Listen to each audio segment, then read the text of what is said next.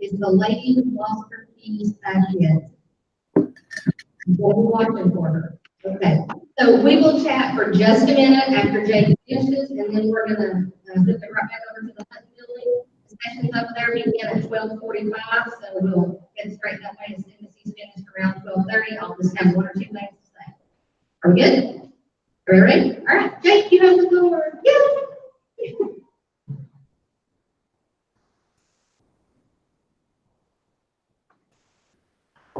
I'm sorry, are you guys ready for me? I couldn't really hear what you said there at the end there.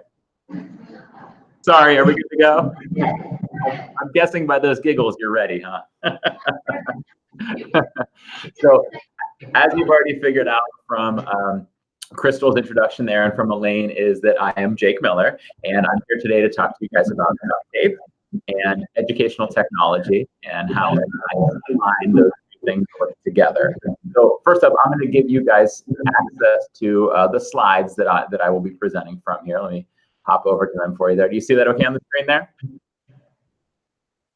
Okay. And you can good. And you can see the link down at the bottom. It's jakemiller.net/EDTPres, as in presentation 20. Now, this just gives you access to the slides that I'm going to be talking over here during this session. You don't have to have those slides to be able to get the gist of the presentation. I know some people like to have the slides and maybe make a copy of them and take notes on them. So there they are if you want them. As I mentioned before, my name is Jake Miller. You could reach out to me on Twitter, those of you that are starting to use Twitter today, maybe through the conference, at Jake Miller Tech. And I also host a podcast by the same name as this session, Educational Duct Tape. But at this point, you're probably wondering, what is educational duct tape, Jake? What is this you're talking about? Well, to understand what educational duct tape is, you actually have to understand kind of how I ended up in this situation where I'm doing this presentation. And that takes you back to what's called an EDU GIF or an EDU GIF. You could technically say EDU GIF or EDU or EDU GIF if you want to, but you're wrong if you pronounce it with the soft J. It's a hard G. It's a GIF. Okay, so I started making these GIFs a few years back to share things on Twitter, and my goal was to share educators different things that they could do with educational technology. People like you who don't have a whole lot of time to learn new things to implement in their classroom, but want to get better for their students and need a way to learn quick bite-sized things. And these GIFs that I share actually gave me the opportunity to get to a point where I knew people from Kentucky who were like, hey, Jake, would you come speak to our conference or speak virtually from actually in Texas, even though you're from Ohio? But this is all thanks to me starting with EDU or EDU GIFs. Now, what is this EDU GIF, you might be saying, if you're not familiar with them? Some of you in the room are like, yeah, Jake, I've seen them before. I've seen the ones you made. Others of you are like, I have no idea what he's talking about right now. So let me show you one and show you what I'm talking about. Now, this one here that I'm going to show you is actually the one of mine that became the most well-known. This thing actually went viral out there on the internet without really me taking too much part in it. And what this GIF shows, so first of all, what is this as a GIF? Notice it's kind of like a video, but you don't hear any audio with it. You just hear me talking live to you right now. So it's like a video minus the audio, right? And also, did you notice that I never clicked play? And did you notice that when it ended, it went back to the beginning? Well, that's what a GIF is. It's like halfway between an image file and a video file, and it automatically loops, and it doesn't have audio in it, so you could very easily just watch, and they're relatively short, so you can learn from it. Well, this one in particular here, last year at the middle school that I work in, we had a new student move in from Russia, and she spoke little to no English. And we had an ELL tutor, an English language learner tutor, who was helping her assimilate to the classroom, but her English language arts teacher came to me and said, Jake, I have this girl in class, and she's doing a wonderful job in class and everything, and she's starting to learn the language and be able to communicate with us. But the one issue that she's still having is that I have no way to explain vocabulary words to her. So how can I help her learn these vocabulary words? And he's like, I really need like a word bank for her. And what we discovered was that in Google Sheets, you can actually go in and type words in one language and have it translate them in bulk over to another different language. And this worked out great for her, because then when the teacher taught about plot and setting and characters and climax and all of those things during the learning about stories, he could put those vocabulary words in English into one column, translate it over to Russian for her automatically, and she'd go, oh, now I get it. Now I understand how to do that, or what those words are you're talking about in class. So I thought, man, I need to share this with every educator that might have students from speaking a foreign language. So I made this GIF and shared it out there. Now, when I first shared it out there on Twitter and on my website, I had dozens of people coming back to me saying, Jake, this is great. This is really wonderful. This is going to help with some of our students. And then I shared it again like maybe a month later on Twitter, and I had a couple hundred people say, hey, Jake, this is really awesome. This is really going to help my students. And then I shared it again a while later, and I had 600 or 700 people say, hey, Jake, this is really awesome. I'm going to use it with my students. Before I knew it, I was in Florida last March with my family. We were visiting my brother-in-law there, going to Universal Studios to Harry Potter World, which my kids are huge Harry Potter fans, so we had to visit there. But we were there, and I opened up my phone at one point in time, and I went to the Instagram app, which I visit once every week or two, and discovered that I had hundreds of new followers. I didn't know where they came from. I'm not very active on Instagram. And what I had discovered was that this post, this GIF, had gone viral. Someone in Malaysia had posted this GIF, and tens of thousands of people from around the world were watching this and learning from it because they were maybe learning English, or maybe they were computer programmers doing different things with different languages, and they needed these translations done. And this GIF spread like wildfire to people like that. Now, there were some trolls in there that were like, why is this guy translating cheeseburger to Spanish? What a typical American. Why is this guy trying to translate taco over to Spanish? Well, I didn't think tens of thousands of people were going to watch this. And then they also teased me because here in this part here, you see that it translates bienvenido incorrectly to you are welcome rather than welcome. There's the two different versions of saying welcome there. But the point is that by making this little GIF, I was able to spread the word about this technology thing very rapidly and very widely. Well, where did these start from? Okay, they actually started in, to understand the story of where they started, you need to know my kind of my history as an educator. So I started educating in the math classroom about 15 years ago. I taught math and science and STEM over the course of 12 different years. And when I came out of college, I thought, I'm going to teach middle school math for 35 years until I retire. I might even go a couple extra years because I love it so much. I just love teaching math. What I found is I actually liked to try out new things every now and then. So I taught 8th grade math for a while. I said, well, I'm going to try out 4th grade math. And I taught that for a while. I said, well, I'm going to try out science, and I'm going to try out STEM. And I kept trying these different things to just experience different things as an educator. But while I went through these roles, I found that I got bit by the educational technology bug, so to speak. And I got more and more excited about using educational technology in my classroom. First, I was using it for myself and how I presented to my students, and then I had my students using educational technology to do their learning and to represent their learning, and then I was sharing it with the teachers in my hallway, and then the teachers from across my building, and then the teachers from across my district. And I just wanted to tell more people these things about educational technology because I was so excited about it. And so I moved on to a technology coach position where I get to work with an entire school of teachers on it, but I wanted to reach further. I wanted to affect people from across the world. I wanted people in Kentucky to learn things to benefit their students because I want to help as many of them as possible. And so what I started doing was recording videos of myself going over how to do these things. So I would go down to my basement office, which really is just the corner of my kids' playroom. Right next to the Lego table is my desk and my space to do things on my computer. And I would start recording these videos on how to do something or another with technology that I thought would benefit teachers. In this particular one, I was teaching how to split screen on a Chromebook using the Alt left bracket and Alt right bracket shortcut. So those of you that are sitting there and have a Chromebook out right now, try it out. Hit Alt left bracket and you'll see the window go to the left side of the screen. Hit Alt right bracket and you'll see it go to the right side of the screen. Really nice little trick for students to have maybe their assignment on the left and their work on the right, or their research they're doing on the left and their area where they're taking notes on the research on the right, something like that. I thought this was huge. I thought teachers need to see this. They need to know how to get their kids doing these things. And then I would come back to these videos 7 days later. I was recording them in the evenings. My wife and I would finish putting the kids to bed and packing the lunches and cleaning the kitchen and everything like that. And I'd go down, I'd put my dress shirt back on over top of my pajamas that I was wearing because it was late in the evening. And I'd go down, I'd throw my pajama pants on because you can't see my pants from on the video, right? In the back, because they're talking. And so I would sit down to do these recordings, and recording and live. I'm sorry, excuse me. I wasn't paying attention because I was. So I'm doing these recordings and then posting them on YouTube for people to be able to see them, sharing them out there on Twitter, and putting them up on my website for people to be able to access them. And I come back to them a week later, and I'm seeing what you see in the bottom left corner there: 7 views, 8 views in a week. And the sad thing about that is that 2 of those views were me making sure it was working okay. It's from me.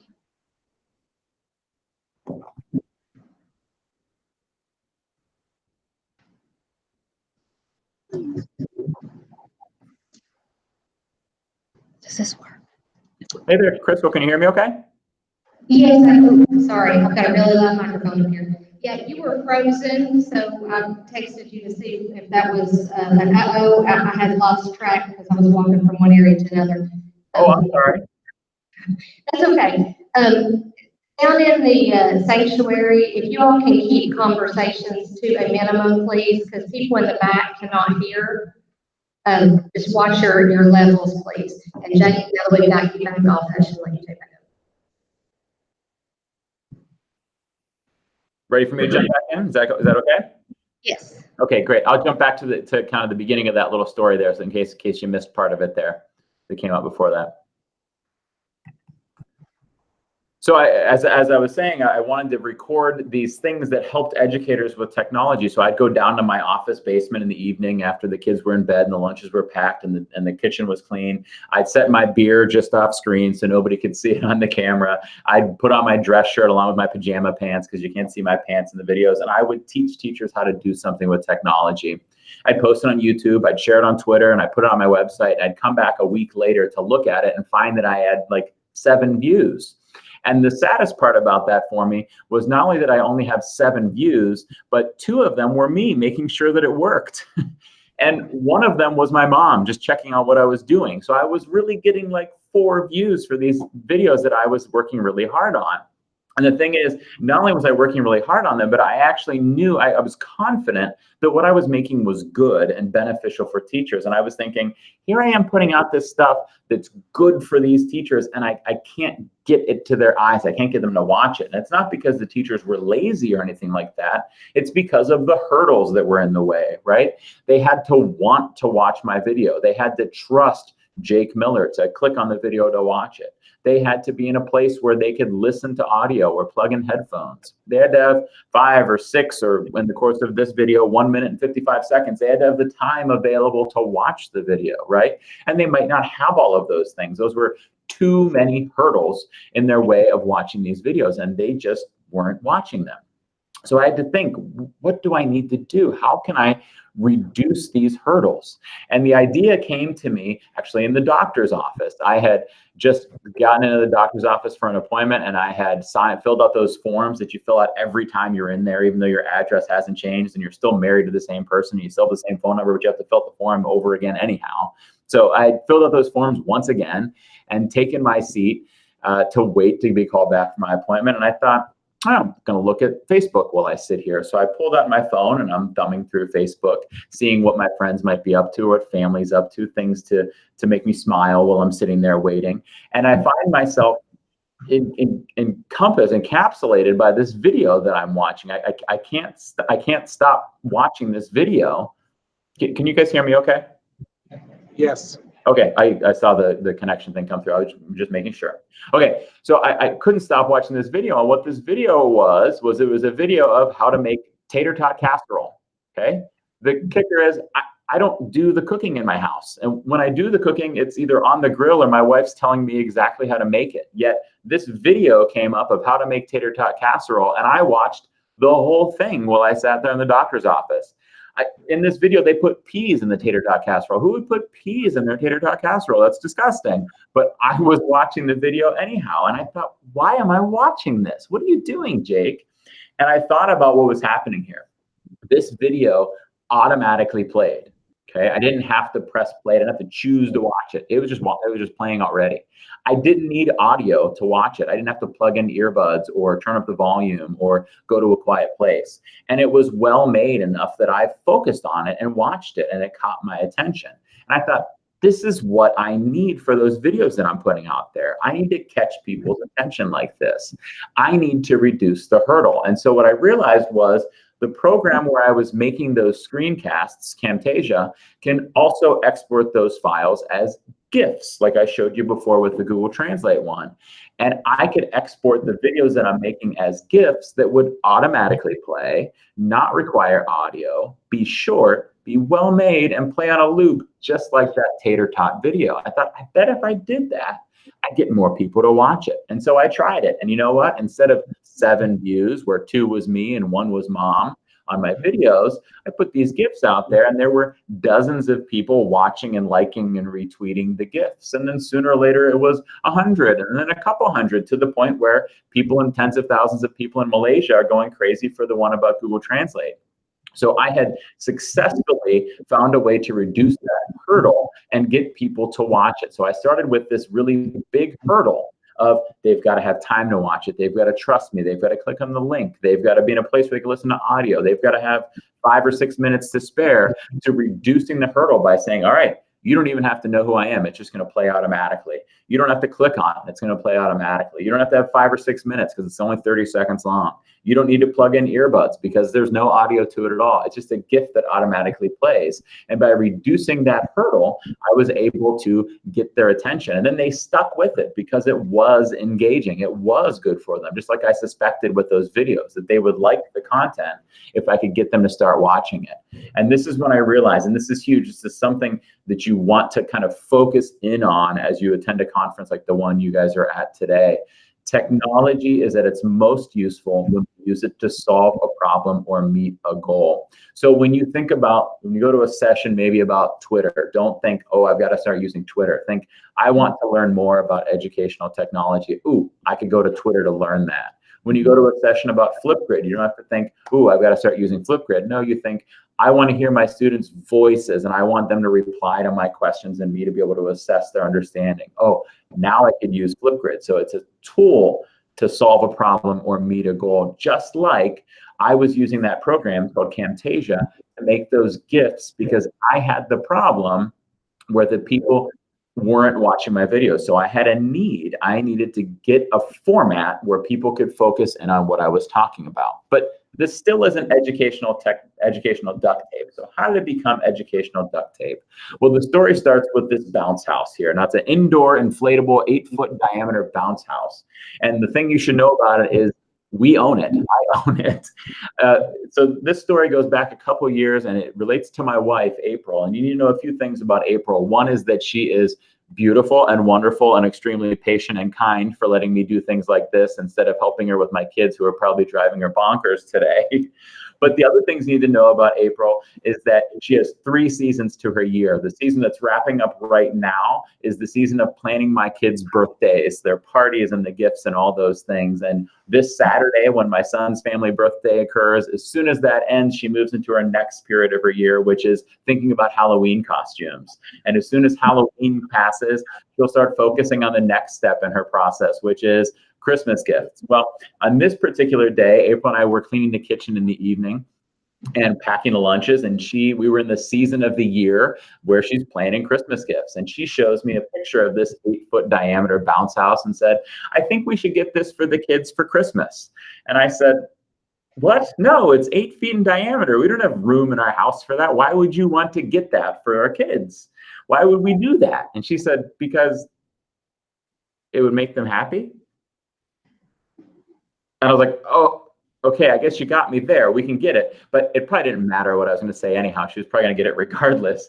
But she kind of won me over with that argument. And so we got it for them. And so needless to say, it came, and it was not inflated. I had to inflate it myself. And that began the love-hate relationship between me and that bounce house. I would have to see my kids play with it, and I always enjoyed seeing them play with it. But then the hate part was me having to put it away every time they were done with it and fill it up every time they wanted to use it, because on December 27th, just like every other toy the kids get on Christmas, they were tired of playing with it and it was taking up space in our house, so I had to get rid of it. So I deflated it. I had to get it folded up, so I had to roll around on it like a 6'4" rolling pin to push all the air out of it, fold it up and put it down in our basement.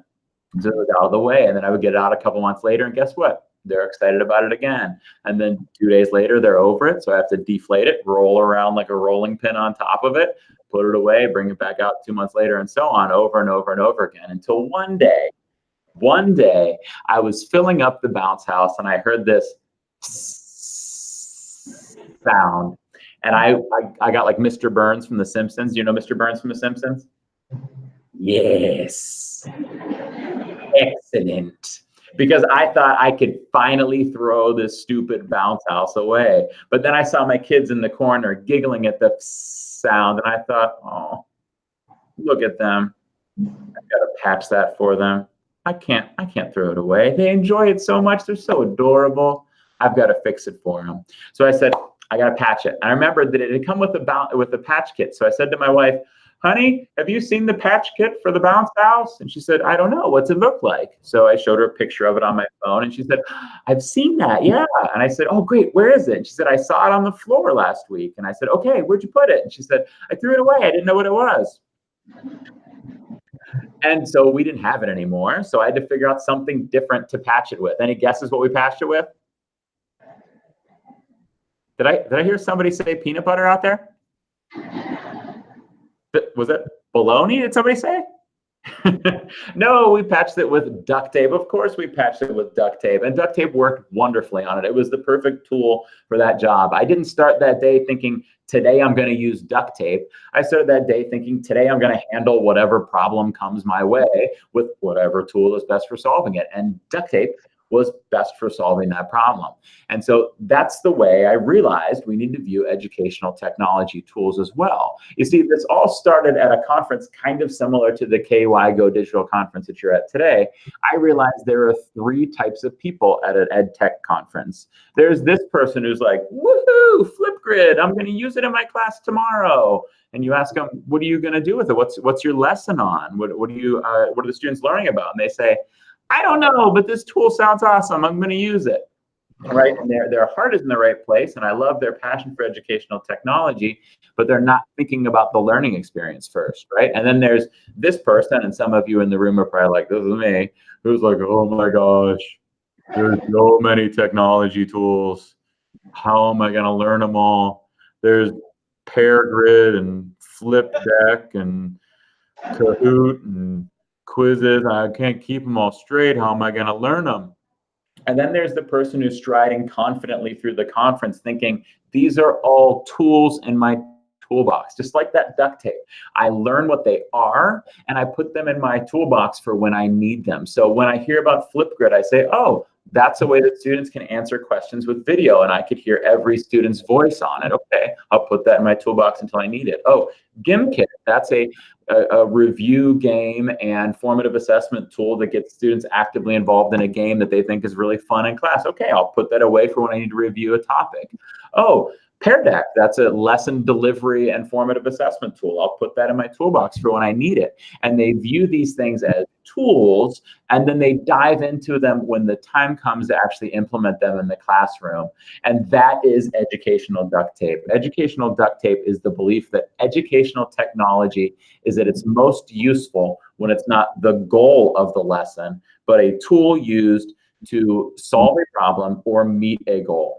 Similarly, using duct tape is never one's goal, but is an incredibly powerful tool when solving problems or helping you meet a goal. Just like when I had that problem of people not watching my videos, I said, well, I could turn them into GIFs using this program that I already know makes GIFs. I was aware that it could do it, and so all I had to do was do it. But even before that, I said, I want more people to hear about the things I have to share about technology. Oh, I'll record videos. And I said, oh, I need people to be able to access these videos. Oh, I'll use YouTube. I need to get the word out there about these videos. Oh, I'll use Twitter to share it. Oh, I need to have these videos in a place where people can find them and see them. Oh, I'll use my website to house them. And so I keep finding these educational technology tools, but not using them until they address a problem that we have in the classroom. And this is what we discuss every week on the Educational Duct Tape podcast. Myself and a different guest sit down and we attack 2 different questions in each episode. They might be, how can we do formative assessment in class? Or how can we have students animate things with a computer? Or how can we have students take sketch notes? Or how can we deliver a lesson that students are focused on when they're on their computer? How can we do these things? And myself and my guests always think about the educational technology tool that solves those pedagogy questions. So we're thinking about what we're trying to achieve in the classroom first, and then we're identifying tools that go with it. And one of my favorite things about it is that oftentimes myself and my guests have different solutions. We have different tools, and that's okay.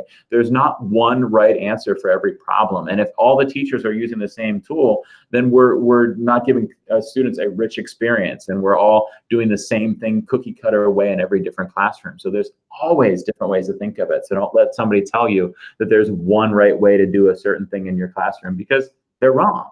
So the only challenge that remains then is choosing which tools you're going to go with. So as you go through your day of learning today, choosing which technology will you choose for your classroom. And that's a difficult choice. And what I find is, this is one of my favorite TED Talks. It's called The Paradox of Choice by Barry Schwartz. What I find is this quote from Barry in this talk: all of this choice produces paralysis rather than liberation. With so many options to choose from, people find it very difficult to choose at all. What Barry talks about in this talk is he says he had this epiphany while he was in the salad dressing aisle. His wife had sent him to the store to pick up salad dressing for a dinner party, and he was so overwhelmed by the number of options that he ended up choosing no salad dressing at all. He figured, I can't get it wrong if I choose nothing. Well, we do that in our classrooms too. We try to think, what's the best tool for me to use with my students? And we feel like it's a risk that we're going to choose wrong. Well, it's not a risk. We're just trying something. So we need to find a way to narrow down our choices so we could choose just the right thing. And I think what would have helped Barry there is if his wife had said, honey, I'm making a Southwestern salad for dinner tonight. Can you pick up a salad dressing for it? That narrows Barry's choices. Or, honey, we're having a Caesar salad. Go grab some dressing. And then he can grab a Caesar salad dressing instead of being the whole thing. So in other words, she needs to talk very specifically about what the goal is. And again, that goes back to what we were saying. Educational technology is at its most useful when it is not the goal of the lesson, but a tool used to solve a problem or address a goal. Similarly, using duct tape is never one's goal, but is an incredibly useful tool when solving problems or helping you meet a goal. So instead of becoming overwhelmed by the number of options out there, we just need to think, okay, what is it I'm trying to achieve? If I just want to do a formative assessment, I could ignore 80% of the tools that are out there because they're not built for that. Or if I just want students to create animations, I could ignore all of these because they're not built for that. The last thought I want you to have before you leave today to go learn some more things in your other sessions today is this wonderful quote by the great Maya Angelou. She said, do the best you can until you know better. Then when you know better, do better. My favorite thing about this is that it doesn't say how much you have to do. It just implies that as long as we're all doing our best to grow as educators, as long as we're all doing our best to do good for our students, we're doing the right thing. So at a conference like this, take in all the information so that you know better, and then choose what to act on so that you could do better. And that is really the theory behind educational duct tape. So again, I'm Jake Miller. Here is my contact information, everything like that. If you get on Twitter today, or if you're already on Twitter, please reach out at Jake Miller Tech. You could also see my site at jakemiller.net. And I'd love to have some of you listen to the podcast and reach out and become part of the community built around it. But most of all, I'm just proud of all of you for doing something on a summer day to continue your learning to benefit your students. So thank you guys so much for having me.